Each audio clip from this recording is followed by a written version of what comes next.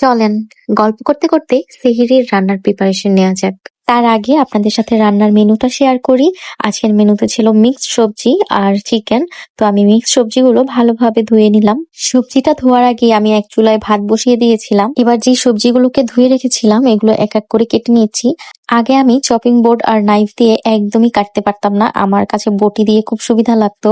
আপনারা হয়তো অনেকে খেয়াল করেছেন, আমি আমার পেজে রিলস দিয়েছি, আমি একটা কুকিং ক্লাসে জয়েন করেছি।